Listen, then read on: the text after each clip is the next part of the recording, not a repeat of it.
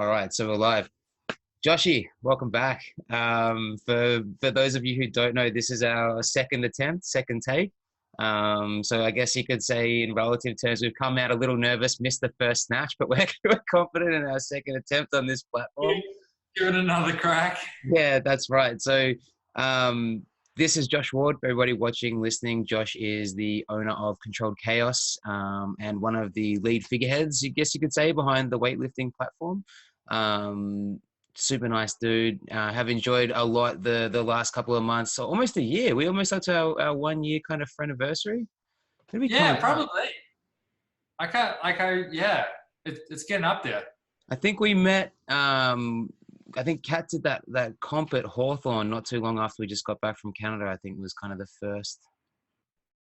Yeah, and then you guys probably like, I don't know, a month or a month and a half after that came down to Controlled Chaos to have a lift and have a training session with us. Yeah. I have no idea when that was. Time flies when you're having fun. Huh? That's it.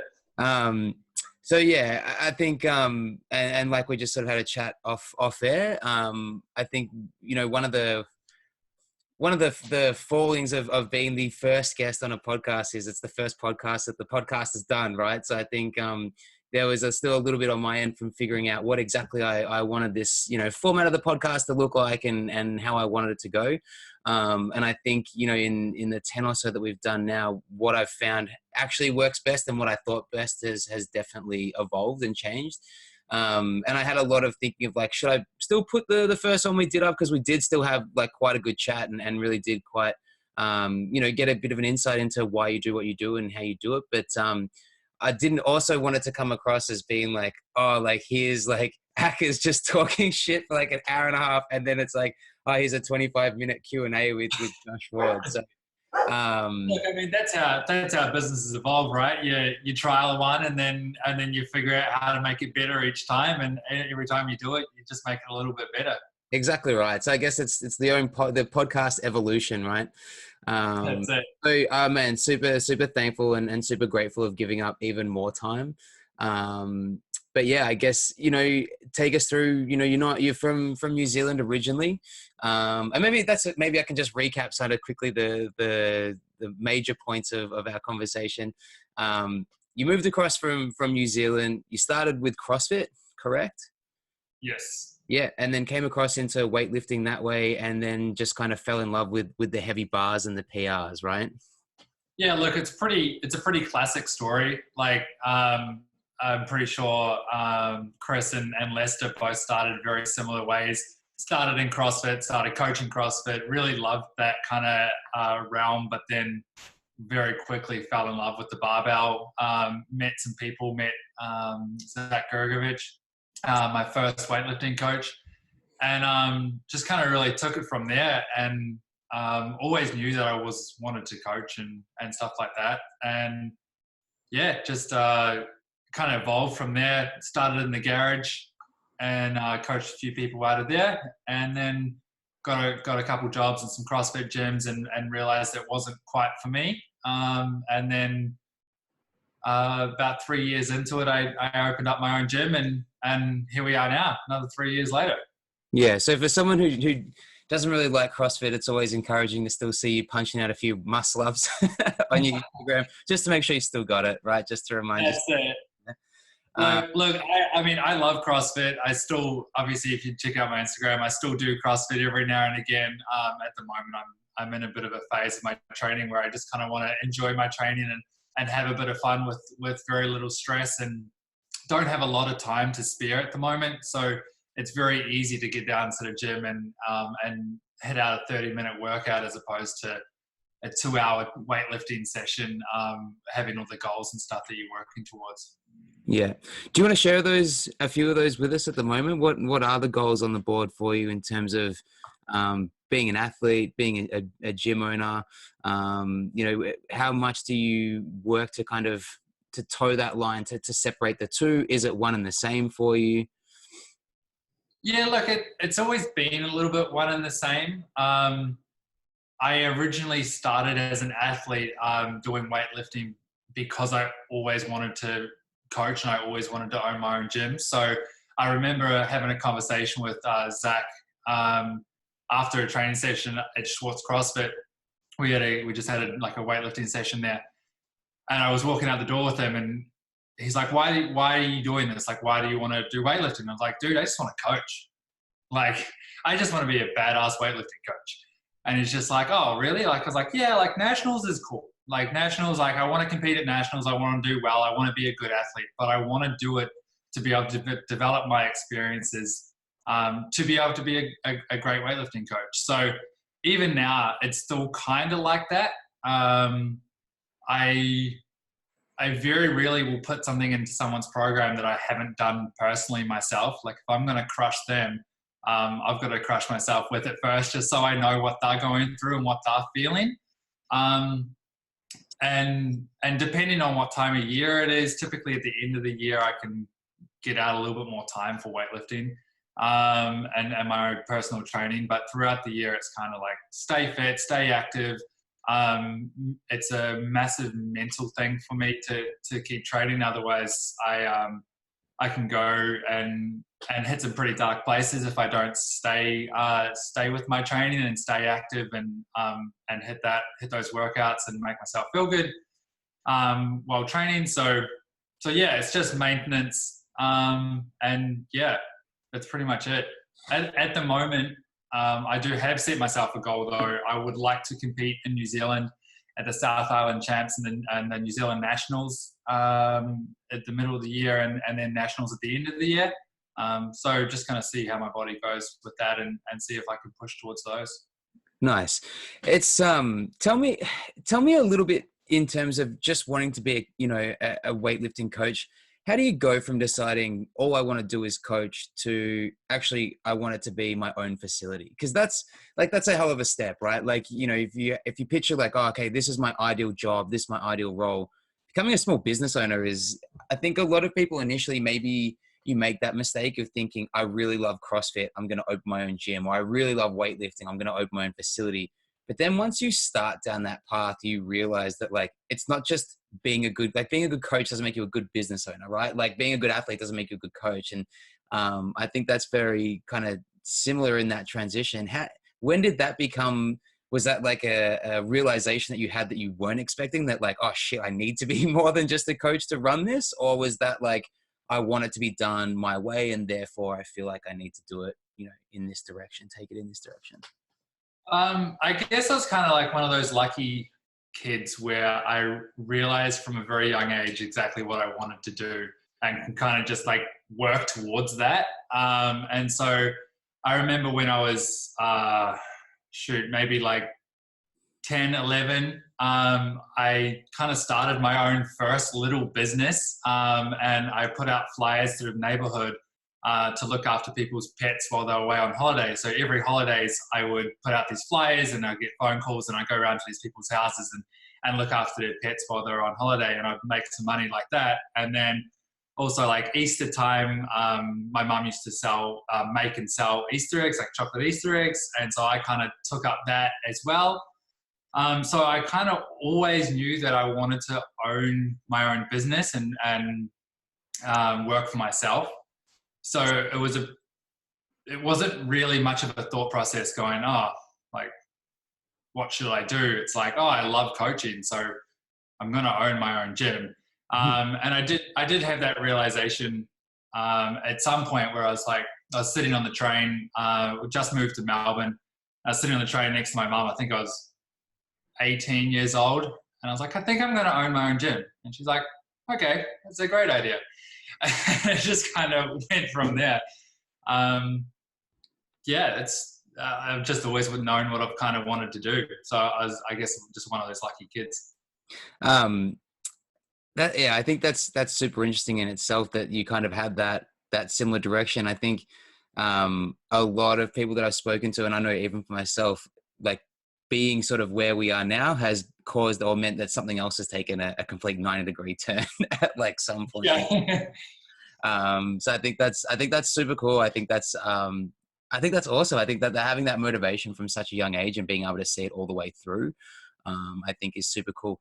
How does the weightlifting platform play into that vision for you? Is that more of like, hey, this is just like a creative outlet for me to try new things? Or is that more of a, I don't want to use the term like necessarily like a selfish investment, into the sport and being able to promote like weightlifting to grow the sport and everything else, as being a role in that industry. But is that more of like a hobby that's taking off, or is that more of a deliberate action, or?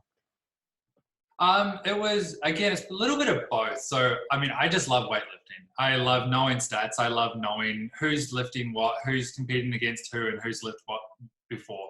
And I just felt that people didn't know what these Australian Oceania lifters were doing. And these are some of the best athletes in Australia and in New Zealand and in Oceania. So I thought, why don't we know more about these guys? And it's purely because the lack of media surrounding them.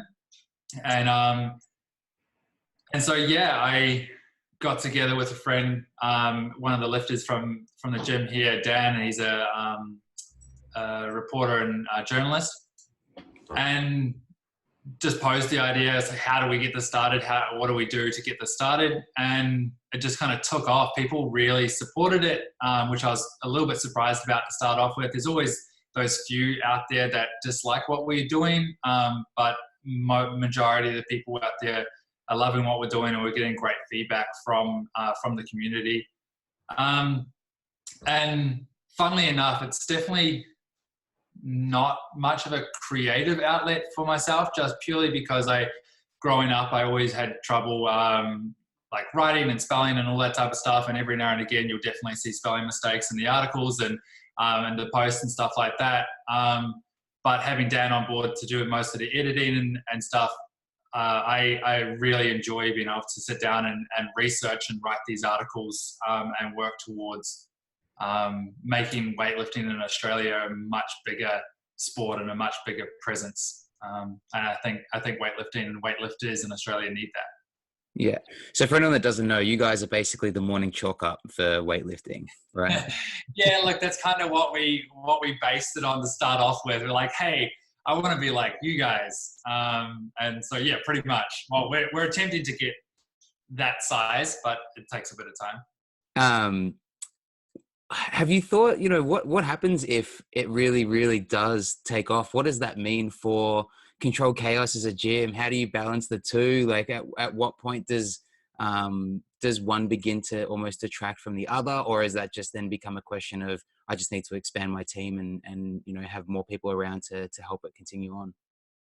Yeah, look, like my goal, my original goal was where I want to be a coach. I want to be a great coach. I want to coach internationally, and I want to coach some amazing athletes. So that's always going to be my main focus, is running the gym and creating a great culture within the gym, but then also hopefully creating some amazing athletes and helping people reach their goals. The weightlifting platform, my vision for it would be to be able to have a lot of different reporters and journalists around the country, and everyone contributing in their own way towards Australian weightlifting. And then hopefully New Zealand weightlifting jump on board as well and embrace what we're doing, which they've already started to do, which is fantastic. And just kind of grow the weightlifting platform like that. That being said, I have some amazing coaches at the gym as well that coach for us and help out when they can and however they can. So I've kind of got that front covered as well. So at the moment, I'm able to spend a little bit more time growing the weightlifting platform until we can really start to potentially pay some people to do some work for us. Yeah. So that's an open call then. Essentially, if you're a fan of weightlifting and you can open a Word document, you can be a contributor to the weightlifting platform. That's exactly it. We've actually got a little tab on our page. Go check it out on our website. Go check it out. Just basically says if you have any news, if you see anything cool, if you want to write something, let us know, and we're happy to put it up and give you guys a shout out. just send it through and send your idea through, and we'll see what we can do. Yeah. And so for anyone that is kind of looking for a bit more on what you guys do, we obviously just had the Australian Open, which was awesome in terms of media coverage. I think all of you guys, you know, and I guess we had a little bit of the behind the scenes footage as well. Like had a couple of video calls with Ackers while you guys were kind of chilling out in the back room there. But I think what I kind of like, or not what I like, but what I appreciate from you guys, and I think others don't, is you're not just there, like you're there to watch the weightlifting, but that's like, you can start work once the day is underway too, right? Like, it's not like we're just hanging out at the event. Like, this is pretty cool. It's like, you're literally there to provide like live updates and feeds and tell the stories and everything else. It's some long days, huh? While you're away in Canberra. Yeah, it's pretty long. And even at senior nationals last year, where it was just Beck and I running the show, and then obviously we had a bigger team with Yindi, Chris and Dan coming up to the Open. Yeah, there's some long days. I don't think Chris finished editing most shows until about 9:30, 10 o'clock at night, and then we were up at 6 o'clock to get the next shows up and running and stuff like that. And like, we just want to keep it casual, you know, like it's not that serious broadcasting, news reporting, stuff like that. It's like, hey, like, these are some badass weightlifters. Just check them out, you know. like it's just a bit of fun, group of guys, and getting together and trying to report on what we see and what we think is cool, and hopefully other people do as well. Yeah, I think it's also an exemplification of how important like being passionate about the industry is in general, right? Because it is sometimes, you know, if you've had, you know, you guys all work full time, right? And then it's like your weekend off, your time to recharge, and you're diving into this next project, which is even more than full-time hours, right? And I know we've had chats before about balance and what that means, and you've identified as someone who doesn't understand what that means just yet.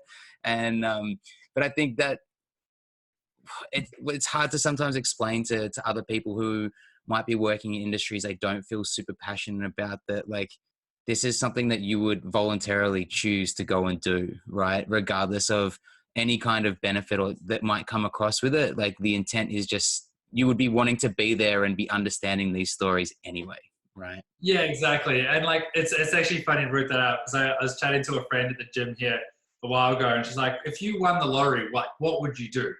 I was like, I'd coach for free. Like, I would open up I'd build a bigger, better facility than what I have now.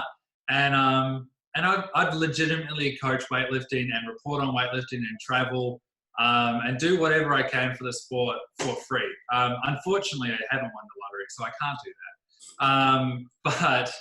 that. Yeah, I mean, I just love it. And like you said, in our last podcast, we talked about balance, and I don't have a lot of balance in my life. I don't have that, I guess, that social outlet that a lot of people do, purely because I do want to do things great, and I do want to do things right. And I believe if I can stick with what I'm doing for the next, I don't know, 5 years, whatever, I'm 30 in 5 years. And by the time I'm 30, I could have these two amazing businesses that I'm running. And then I can start to find some balance. Josh, you're only 25. Yeah, Oh, 25. mate, don't worry about balance. You have plenty of time, mate. Dude, that's incredible. And I think that kind of even adds to more so like just how cool your own personal story is, right? To be in the position you're in. And it's not necessarily because you've had a decade in the middle of your life where you've become disgruntled with what you're doing and feel like there needs to be a better way. Whoa, we back? Yeah. You just keep breaking up a little bit. Oh, sorry about that. No, I'm just saying, I think it adds to that part of your story that is, it makes it even cooler, right? That it's not like you've had this disgruntled decade in your 20s where you like fuck this moment, like I'm out, like the corporate rat race is not for me. It's to think shit, like where you are, and I know for me, definitely my most productive decade is no doubt the one that I'm in. And I think that really didn't start until I was 26 or 27 and really decided that was time to take the leap. So I think that's almost more exciting, that, you know, the one thing you do have on your side more than anything else is more time, right? You do have 5 or 6 years to be in the point where most people are when they start, and you're already going to be a decade in. So exactly. And that was very deliberate as well. I remember being young in high school and thinking, I'm not going to drink alcohol. And I still have never had a drop of alcohol in my life, purely because I have these goals and I want to be able to reach these goals, and very high standards that I have as well. So yeah, just things like that are very deliberate, that I've done from a very young age, to be able to try and put myself into a position where I can succeed and reach the goals that I want to. yeah. What brought you guys over to Oz in the first place, if you don't mind me asking?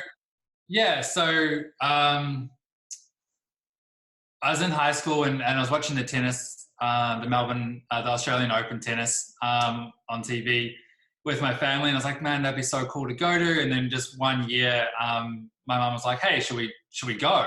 And I was like, hell yeah.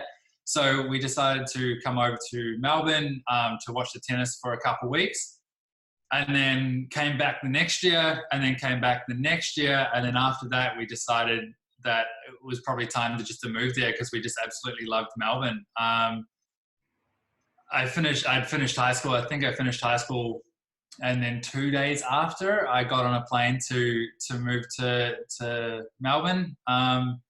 And yeah, it was pretty much it. We just loved the place. We loved how much sport there was here, how much culture was here. After the earthquakes in Christchurch, there wasn't a lot of opportunities for myself, within the area that I would like to build. Obviously, building a gym and stuff like that. So Melbourne just had so much more opportunity to be able to thrive over here, and thankfully enough, my parents wanted to come over with me, and then my brother came over later, and so we're all over here now. There you go. So, and that was going to be my next question, is, do you think you would have been able to do what you've done here had you not moved over? So I guess the answer to that is no. Not a chance. Not a chance. Not in Christchurch. I mean, not to say you can't do it in Christchurch, because obviously I started CrossFit and weightlifting in Christchurch, and there's some incredible gyms back there. But the place is just so small, and I felt like I just needed to experience something new and get out and do my own thing. Yeah. So maybe when you win that lottery ticket, we might see a second location, smack bang in the middle of the awesome, mate. So it's obviously, you know, a pretty interesting time to be a gym owner at the moment too, with everything that's going on. Have you started to feel like there's a little bit of mounting pressure there in terms of like the unknown that's kind of ahead with all the COVID-19 stuff over the next 3 months? You know, what's kind of in place? What are you guys doing? Especially down at Controlled Chaos, is it just a matter of plenty of like disinfecting and trying to play it smart at this stage, or? Pretty much just the biggest thing is just do whatever the government says, right?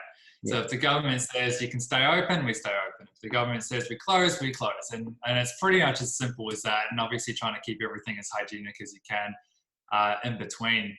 Obviously we've got the Controlled Chaos Classic this weekend. And what the government's suggesting is shut or cancel any event that's going to be greater than 500 people. So we don't estimate that we'll have 500 people through the doors throughout the day. Look, like last year, I think we may have got 200, 250 through the doors, which was an epic day. And if we get that again, it would be incredible. But again, we've got to be smart and make sure the right decision is made. And the right decision might be made very last minute as well, depending on what information is provided throughout the week. Yeah. I think if anything, and I don't want to get into like, because I don't know enough about it to say how much of this is like good getting ahead, like proactiveness, and how much of it is like overreactiveness, right? Like, I definitely feel there's been an element, you know, when we look at the reaction to like the bushfires, right? And it was like everyone banding together and being like, oh, it's so devastating. Like, how can we help? And like all this kind of like massive amounts of money that we saw donated to different organizations and different charities and stuff like that. I remember having a moment where I was like, yeah, I'm so proud to like be Australian and of kind of the response that we've seen. But then it's like not even a month later. And as soon as it becomes like this, like, oh, now it's not about them. It's about me personally being under threat. It's like the complete opposite. And I feel like we've just gone from seeing like the very best in human nature to the absolute worst. Right. But it was an interesting conversation we had with ACCAs last week, because obviously they had their novice comp kind of all planned up too. And the conversation we sort of had was, you know, you feel an expectation from the community to potentially not hold it. But there's also that underlying, you know, you've got all your athletes who are at 10 or 12 week blocks, like ready to peak for competition. I know we've been working with like athletes for weight cuts and stuff like that to get them ready. And then it's like the night before to make the call. It's tough. Like it's a tough gig at the moment. It definitely is tough. But if you take away the emotion out of it, it's pretty simple call to make. It's like, let's just keep everyone safe. If the information that we have is we can run, we'll run. If we can't, we can't. And sorry to everyone that put in the time and effort to get there. But if it does look like we're going to have to cancel, we probably won't cancel. We'll postpone to later in the year, just because it is our big marquee event, and we've done a lot to try and get this up and running. And obviously with the $2,000 prize money as well, we would really like to hold it later in the year. But again, that just comes down to what the VWA allow us to do and stuff. But yeah, unfortunately, it's one of those things you just got to take the emotion out of it and just be like, well, like people could die if we don't. So let's not really. Yeah, and I think, and that was as well something Chris said. Obviously, Tracy's pregnant, right? And Cap's pregnant as well. And Chris was like, well, if I don't feel 100% comfortable about Tracy coming down, then like that's probably, you know, like the biggest factor in deciding what I have to do, right? So. Definitely. And I mean, I'm getting emails left, right, and center from multiple people coming to the comp or just in the community being like, hey, you're still running? Here's a heap of information, blah, blah, blah. And it's thank you. I appreciate all the emails and stuff like that. But at the same time, we're just going off what we're being told. And yeah, just see how the week progresses. Yeah, it is hard. It does make it hard when the advice and the information is so kind of like day to day, like so different too, right? It's like, oh, we've got a third job now, and that's going to be like watching the updates, right? Yeah, exactly. And it's also, there's so much misleading information out there as well. That's like, you get information from this person over here and then it's completely different from this person over there.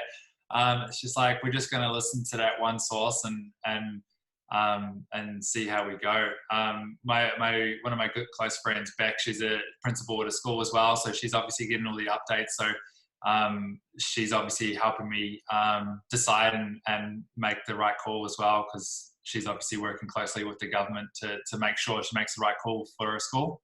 Yeah. So yeah. I guess wherever there's crisis, there's opportunity, right? And it could mean a hell of a lot of content for the weightlifting platform if, you know, the Olympic Games are cancelled, right?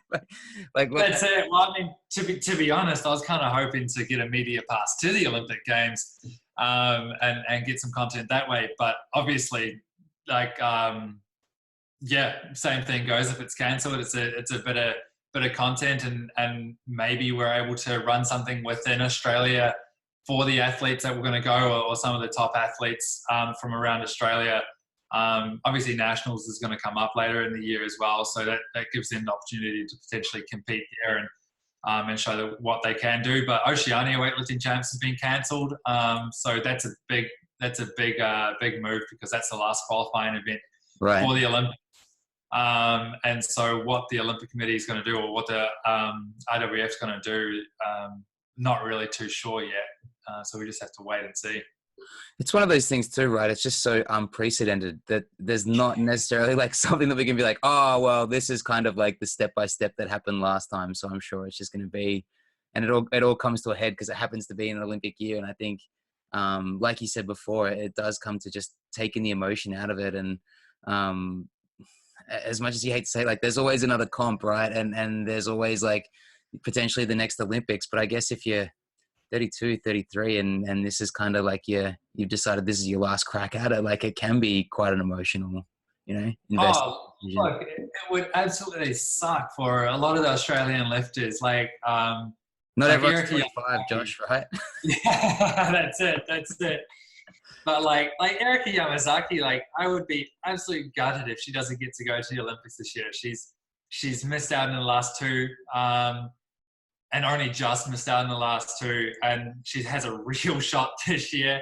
And if she doesn't get to go, it's gonna be so painful to watch, especially as well as a lot of other athletes that won't get to go to the Olympics, and it's potentially their last year. But at the same time, you got to try and keep everyone safe and keep it contained as much as you can. Yeah, it's a crazy time to be alive. What are you reading at the moment, mate? We touched on last time your preferred resources. You had a lot of Ryan Holiday in there. Yeah. Anything on the go at the moment? Look, I love podcasts. So at the moment, I don't have a lot. Like, I listen to a lot of audiobooks, but I actually don't have many going at the moment. But just podcasts. I love podcasts. I listened to your podcast, obviously, with Chris last week, and I can't even think what I'm listening to right now.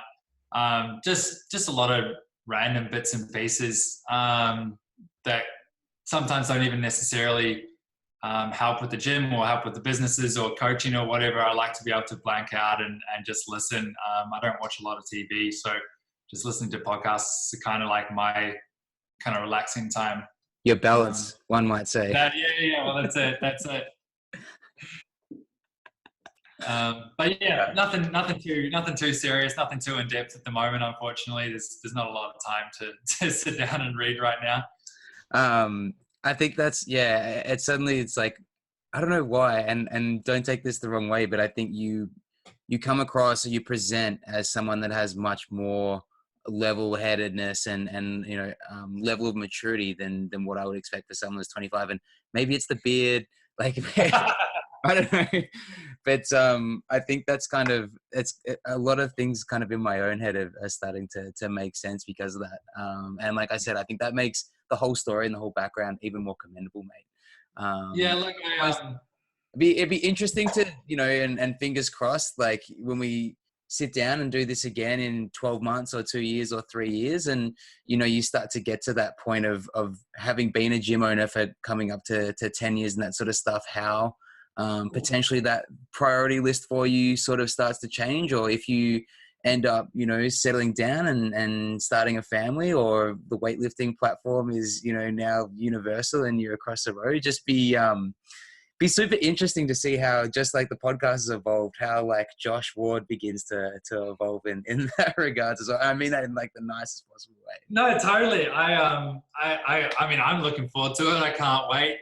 When I was younger, I always said I can't wait till I was 30 years old. But I mean, you don't want to wish your life away, and so trying to take every moment, every up and down as it comes, and just kind of learn from every experience. And I mean, I never thought that I'd be in this shoes running the weightlifting platform as well as the gym, and I'm just super grateful to have the opportunity to even speak to guys like yourself and kind of just discuss what I've done and where I've been and hopefully where I'm going. Yeah. I think it's also a super cool message as well, that you don't need to wait until you're 30, right? Like you never, I think a lot of people to make that jump are always like, yeah. In fact, it's probably harder the older you get, right? Because all of a sudden you do have the family potentially, and you do have the mortgage, and you do have all these other responsibilities that do make it a lot harder to be like, okay, I'm just going to grind and happy to just make ends meet for 2 or 3 years in order for this thing to take off. And we spoke a lot about having to be patient, right? And how it's not open the doors and the gym's running, but it's like a 5-year journey from like learning how to master your craft until getting into your own facility. And then, so I guess, the real takeaway is the sooner you start, like the sooner you've got your 5 years under your belt, right? Well, that's it. And like, like, yes, I say be patient, and you got to be patient to be able to learn as much as what you can before you make the jump. But at the same time, you've got to be able to be willing to take that jump and just kind of jump head first into it, and be willing to make mistakes as you go along, and learn from them, and go from there.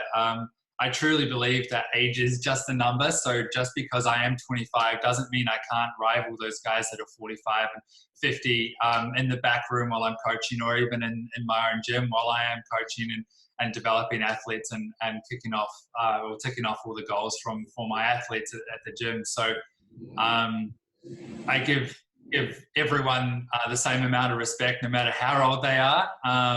But at the same time, I also want to beat them all too. So yes. It's that balance of like, just get started and make mistakes and learn from them. It's funny that you know, you are a very level-headed individual, and kind of, you know, we just spoke about sort of the response and taking the emotion out of it. But I do recall, you know, part of the conversation we had last time we sat down was, and this is a direct quote, is that one of the things that I hadn't anticipated was the emotional toll that being a coach does actually take on you, right? Do you think that it makes it easier because you are almost so emotionally exhausted by going through that with the athletes, that when it comes to like the business side of things, it's much easier to switch that off? Or like it's just, nah, I just not at all. Yeah, I just find it to be like this interesting dichotomy. Like, I think people tend to either be quite emotional about everything, and sometimes that is called for and sometimes it's not, or they tend to be the opposite, where they try to be too level-headed all the time. And maybe that's just like your gift, and one of the things that makes you like such an amazing coach at 25 is your ability to apply it in situations where it is required and switch it off in situations where it's not. Yeah, it's a tough one. I am a very emotional coach. I am 100% invested into every single one of my athletes. And when I say athletes, I mean anyone that walks into my gym is an athlete. I'm 100% invested in whatever their goals are and what they want. So if an injury comes along, or anything, any adversity that kind of comes along, I feel that I ride that roller coaster with them. Like, if they miss a lift in a competition, I feel that just as much as they do. But on the other side, when they make the lifts, I feel that just as much as they do. We had a lifter, Yindi. She's one of our intern coaches here. Just qualified for her first nationals, for junior nationals this year. Awesome. On the weekend. And like, it's been an absolute roller coaster with her. She's finished school, and like throughout her last year of high school, her training dipped a little bit in performance, and then now out of high school and her training starting to come back up, and I feel every single little bit of that. But at the same time, you have to be able to like think objectively about everything, you know, like it's if I tell someone to go home because they can't train, there's no emotion there. It's go home. You can't train today. You're exhausted. You've trained too much, or you've had too much stress at work or school or whatever. And it's being able to ride that line of feeling those emotions, because I don't want to turn them off, but then also having that stern word of, hey, this is what's up. Go home, or eat this, or I don't care what you do, just make that lift. And it gives them that kind of little bit of a rock as well in their training. I'm definitely a very, very emotional coach, and I'm very invested in all my athletes. But try and ride that line of turning those emotions off from time to time can be very hard. And that would make those. Yeah, go on. Sorry. I was going to say, there's definitely a lot of sleepless nights. That's for sure. Yeah. I imagine as well, as you start to get to know a lot of the athletes that you're not even coaching, but just like reporting on too, right? That even when you're on weightlifting platform duties, that kind of emotional roller coaster is still very much present. Oh, 100%. And I mean, I didn't even know some of these top Australian athletes that well. And I'm just like grabbing my computer, watching them lift overseas or watching them live. I'm just like so invested in what they're doing. And I want other people to be invested in what they're doing as well. And that, I guess that's another reason why I started the weightlifting platform. Yeah. Yeah. Nice, dude. Nice. It is I think it's a super interesting time in the sport. And I think, being a gym owner and being emotionally invested in all your athletes and wanting the best for them, but also, balancing the fact that like, this is what you do for a living as well. And stuff like that. It's a very interesting point, to be in the middle of, right? Um, so dude, I commend you on doing it. And I really, again, like, thank you for taking an hour out of, no doubt, what's a very busy day and a very busy week, with the weekend that you've got coming up to sit down and have another chat with us. No, thank you very much for having me. I love talking about weightlifting and so I would just talk about weightlifting all day, every day if I could. Perfect, mate. Well, hopefully, fingers crossed, we might see you on Saturday. But obviously, if things get postponed and moved around, then, um, Yeah, we'll let you know.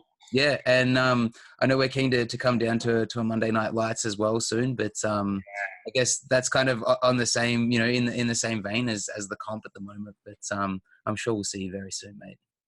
Yeah, definitely. Well, at this point, the comp's still going ahead, so fingers crossed it stays that way, and we'll see you guys down here. Perfect. All right, mate. Thank you so much, Joshy. Thank you. I appreciate it. I'll put this one up. I think we're going to put this one out, try and get this one out this week, like in the next day or so. So hopefully we can, if there is an update or anything else, let us know and we can kind of chuck that in the stuff like for it. Help you get the message out. But yeah, man, we'll look forward to putting it up and giving it a share and getting Controlled Chaos a little bit extra limelight. So that's it. Right. Thank you very much again. I really appreciate just even wanting to talk to me. So yeah, it's good fun. I can't believe you're only 25, man. That's just like I don't know why. I think I have, not necessarily qualms, but I think like I don't see myself as being 31. Like I'm the youngest of three, and my sister's like 16 years older than me. And so yeah, wow. I was like 15 at my sister's 30th, and I just remember thinking like, I will never. That is just so far away. It's like an inconceivable amount of time away. Totally. Yeah, I'm always like I feel like I'm still a kid. Like sometimes I look at I walk into the gym. I'm just like, man, like what the hell am I doing? I own this place. Like it's so weird to think. Yeah, I think when it takes a little bit of time to become confident when people older than you or people that have been, in the game for a little bit longer than you have suddenly start asking you for advice or what do you think? And you're just like, what do I think? Like, I'm only 30. Like, what the fuck do I know? So 100%. And like, even like talking to Chris, it's like when we're up at the Australian Open, just being able to talk to him and be like, damn, like this guy, like I just love listening to him. I love like picking his brain and seeing what he has to say. And then obviously he's a bit older as well, so it's just like just want to learn from you as much as I can. And then it just really puts into perspective, like, actually, like I'm in similar shoes to you, and we're still able to like talk shop and pick each other's brain and learn from each other, and it's just really cool. I think like entrepreneurship is like, it's a character trait, right? Like there's something within our psyche or our personality or whatever it is that we seem to be wired a little bit differently from those that play the corporate game or run the rat race or whatever you call it. And I think it's a very different drive to want to do your own thing as opposed to, say, trying to make partner at a firm or at a company or something like that. And I think when you are around other people that are wired similarly to how you are, like it's almost like you see that not just as like a networking opportunity or an opportunity to meet someone new, but it's like, what are you doing that I could be doing? Like, what are you doing differently that potentially I could be doing better as well? Like that, it's almost like we get caught up in that, constantly looking for how can we do things better? How can we do things more efficiently? How can we provide a better service? Like, how can we grow, et cetera, et cetera. And if you see other people who are, especially in a similar industry, dealing with, I mean, for you and Akas as well, right? Like you are both like two kind of stalwarts within, you know, this niche market in the same town. It's like, no doubt you guys have a ton, you know, in common. But I honestly meant that, like when I said, I think for you, like the most exciting time is, you know, you've already got like all these hours towards mastery under your belt by 25. Like the next 5 years is going to be like, I'm super excited to kind of sit here and watch it and hopefully, you know, be a part of it. But I think like you're 5, 6, 7, 8 years ahead of, you know, ahead of the game, really. And that's a huge when you don't have, you know, when you don't have the family and stuff like that as well, kind of like weighing in, because they do become a factor in like what you can do. And, you know, it's easy to go to like the Oceania, you know, championships when it's like you're booking one ticket, right? And not leaving anyone behind, like just little things like that. And look, to be fair, like that's one thing I really struggle with is actually like relationships. Like I got out of a long-term relationship a few years ago, and just as I was kind of starting the gym, and I just don't know how much I'd be able to do with having that, I guess, extra attachment.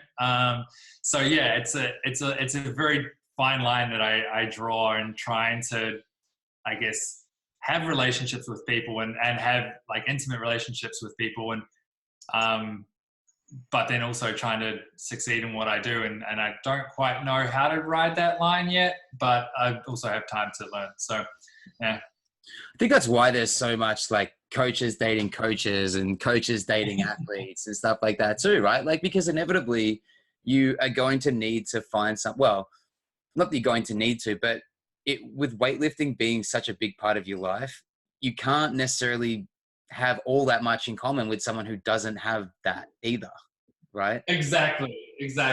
And I mean, to be fair, the girls that I have dated have been within the sport, but yeah, it's just a tricky line to ride for me. So anyway, I'm just trying to figure all that bullshit out now. So we'll see how we get on.